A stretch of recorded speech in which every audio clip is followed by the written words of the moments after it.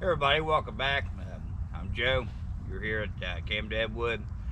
Time to grow your channel. This is Sunday and it's snowing out.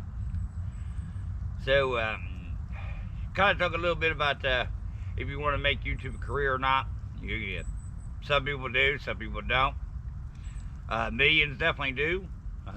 The numbers are out there. So maybe as a subscriber you do. And let's talk about that a little bit. The landscape of social media is currently changing. It always is, right? And it's always changing.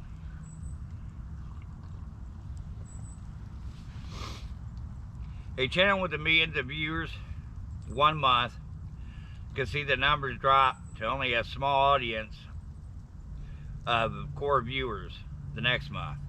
Core viewers being, your regulars that you can count on coming back. Therefore, as a content creator, it's important to think beyond monetary success on just YouTube alone.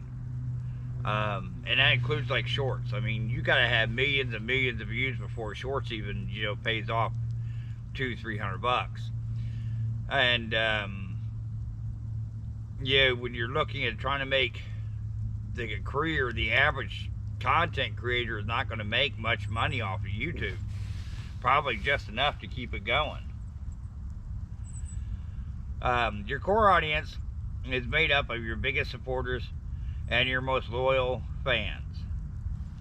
These are the people who will keep watching your content even if the average view count dips dramatically. I agree with that.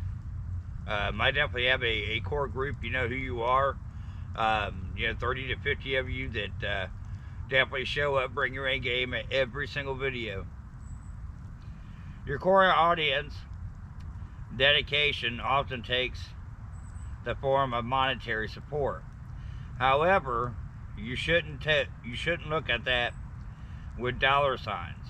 So you're basically telling you don't count on your core for being the people who are going to pay you to keep making content. They may come watch content and you may make money from that, but it's not a guaranteed source of income. Turn your channel into your brand.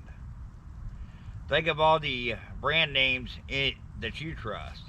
So like me, I trust Rat 5, EcoTrek, Pathfinder, Self-Reliance, Ontario Rat 5, SE5, military clothing with NSN numbers. You want your channel to be a brand that viewers can trust. So a lot of us do reviews at some point or another, and that's kind of what you're getting along with. So if people come to the Bushcraft Joe channel, they want to know that what they're going to see is quality bushcrafting, quality reviews, no nonsense. So you don't want to diss a brand, but you also want to be, completely honest. So an example, if I was doing a Mora knife review of the Mora bushcraft knife that I have, no, it's not full tang. No, it's not going to take the beating that the Ontario Rat 5 will take. Never was designed to.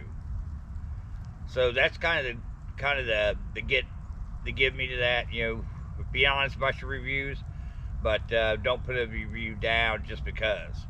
However, we all get those products that suck, and instead of saying, well, this product sucks, you could use a better way of doing it, saying, a great way to improve this product would be. And that way, different type of viewers who are getting to know you will understand, as well as advertisers and as well as product manufacturers. You're basically trying to be a salesman when you're putting your name out there as a brand. But you want to be an honest salesman.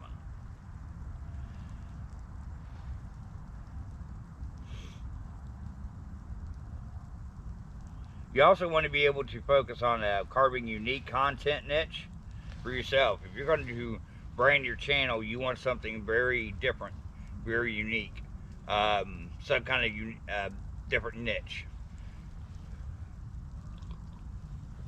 most of the people I've seen you run silky saws will stand there and tell you how great of a saw it is and never use it. Not always, but I've seen that quite a bit. Use your channel to build a business. So we see that all the time with Etsy. eBay is a huge one. Amazon stores, people's personal sites that they'll create and sell things from. Your channel should be a foundation for your future career, but it shouldn't be the only piece of the puzzle. You should use the platform you're built as a creator to launch a business. So we can get into, so you get a YouTube, let's say you get 30,000 views, right? You got, and your core following is 1,000. So out of that 1,000, if they're liking, sharing, commenting, and they keep going, you'll get that YouTube check for whatever, pennies on the dollar, whatever it may be. But you can take those followers and direct them over to, you know, maybe an online store. Yeah, if you do it that way, then you can start selling some of the products that you carry and such. Amazon is another way to do it, because Amazon will, their partnerships will take care of the shipping and stuff. But however you do it, you can start it off going that way, and then you can kind of branch out and grow your channel different ways. Same with, you know, if you are you start out small, you grow your channel, and you got millions and millions and millions and millions of views, and you're one of those top 1% people who are making like $54 million a year, which is true, you can do it. Then you can branch out and build a business where you're teaching everybody how to do their channel and charge them money for it. So there's all kinds of ways to actually, you know, create a business from YouTube. It doesn't have to be YouTube itself. And same with paychecks, you know. YouTube itself on a paycheck is probably not a good idea. However, it has been done, it will be done. And if you add in all the different ways to earn, so Patreon and YouTube and all the other different social medias can start adding up into nice size checks. Then you also can branch out and do Pacific stores and incorporate brands and sponsorships and different things into everything, and make it all one big giant circle where everybody's got a piece of that pie, but you're getting, you know, 50 to 75 to 100% of that, of each slice. So that's what I got, and hope you guys enjoy, and I'm going to enjoy coffee in the snow. GoPro, stop recording.